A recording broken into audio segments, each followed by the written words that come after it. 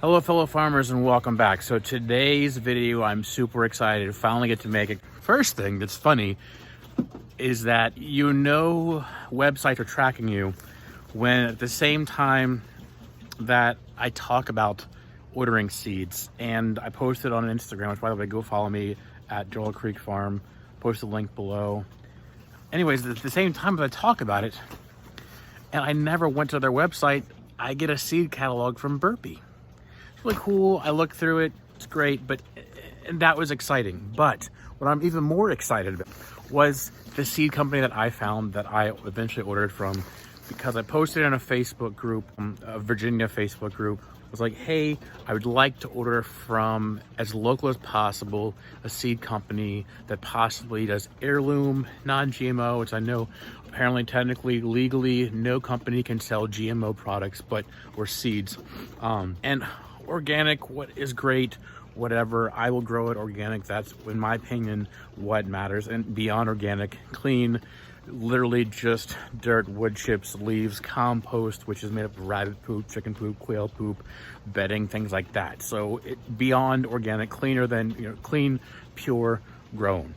I found a company, looked at a few, found one literally that is about an hour from where I live. I passed by it on the way to visit my in-laws. Like, that's how local it is. I actually posted a picture of the exit to go to this seed company on my Instagram page. I was super excited. The day that I put in the order, I passed by their exit. So I could have possibly gone by and picked it up. They don't do that. Obviously, they don't have a storefront. But anyways, the company is Southern Exposure. They specialize in heirloom seeds, which I'm really excited about. I love the stories. I love the stories of anything. If I can hear a story about it, like the quail that I eat here, I know how they lived, I know how they died. I like that. My rabbits, I know how they lived, I know how they died, I know where they were butchered, all that stuff. I know the story. The seeds are the same way. I love the stories. There's one seed, I don't know if I ordered it or not, that was started by a family in Louisiana. They brought it up to Norfolk, Virginia. It's been raised there for a few generations, and now we have it. I just love the stories. I love my family story. I might share that in a later video. So anyways, the cool thing with heirloom seeds with this company is that they do have heirloom seeds that are grown by local or regional, at least, farmers, and they keep the seeds pure and heirloom seeds. I love that. I have not opened it yet. It is, you see it is fresh sealed. You're going to see it the first time I am. I'm going to try to keep them as pure as possible because I ordered 2 similar varieties of each plant, each vegetable, because I will grow some here in my backyard or front yard, and then I will grow some at my parents' 86-acre farm, where I'll be able to spread things out a lot more. Some things are going to be for fun, some things will be for food, but I do hope to save the seed at the end of the season, so please stay tuned for that. I do hope to share some seeds, swap some seed, do some seed giveaways, which, by the way, I need to go put those in the mail for some seed giveaways I did on my Instagram. But I'm really excited about saving the seed and sharing the seed and swapping the seed and the stories of the seed. A whole lot of S's in that. Not further ado, I'm gonna also use my knife I ordered off of Etsy for my first one. I thought it was handmade. Here it is right here. I thought it was handmade. It does have a really cool sheath.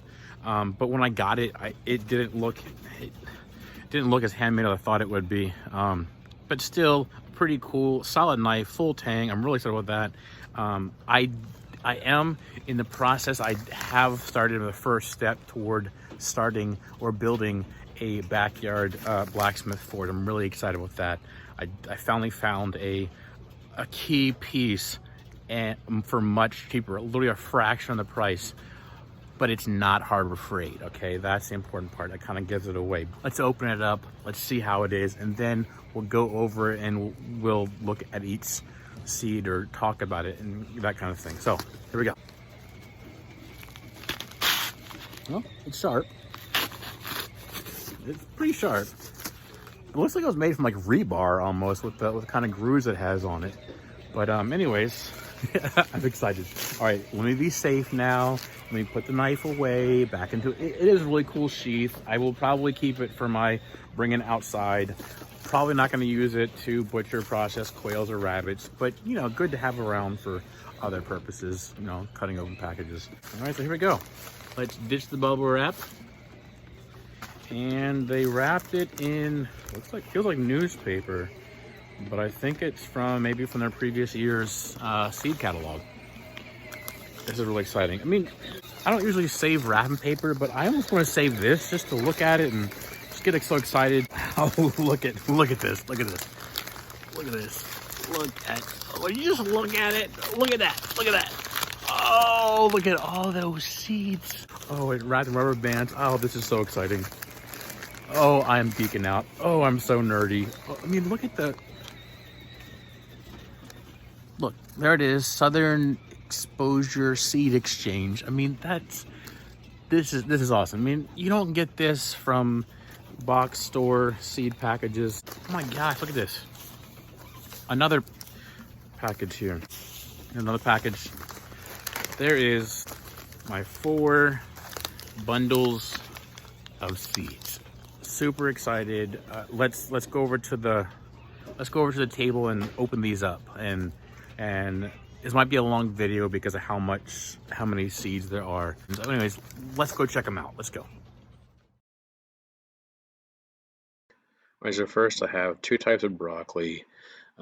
Plan to grow one at my house, one at my parents' farm. Did get some cabbage. I know that's not really the most market garden friendly. Did 2 types of cabbage rather than 2 different places. Kale, I have a few types of those because I can grow kale like no other. Split it up, some at my farm, some at my parents' farm, so that way it'll be fine. I thought these were cherry tomatoes, but they're actually radishes. I need to get these in the ground like now, and stay tuned. I do have an experiment plan for that to test out something I'm really excited about. Some more radishes.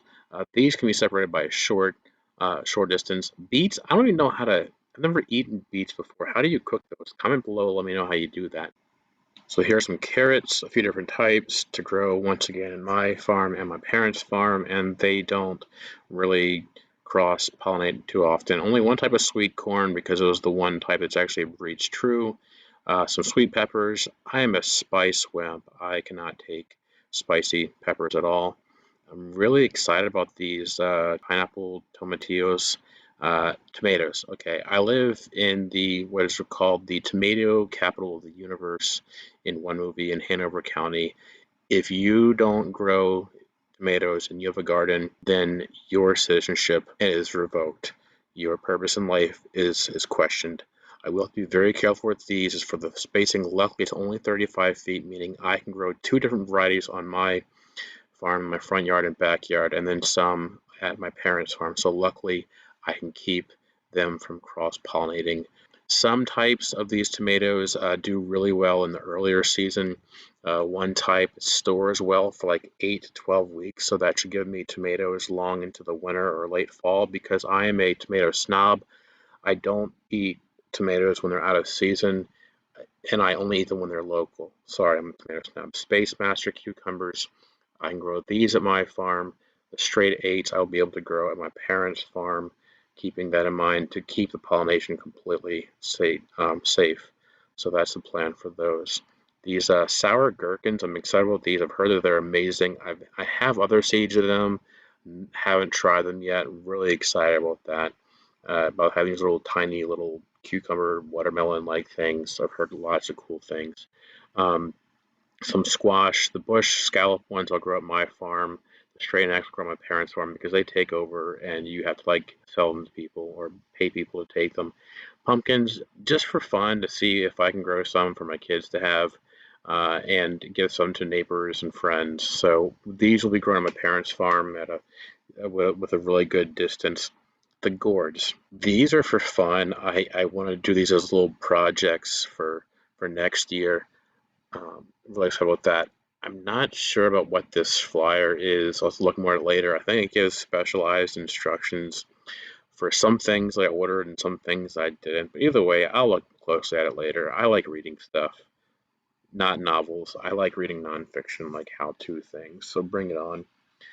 I'll look at that later. more gourds. A drum gourd gets pretty big. Ornamental gourds a mix. And the loofah, you can eat these when they're younger. When they're older, they are the type you clean with. Virginia Select watermelons. I have never been able to grow watermelons. Hopefully these work better.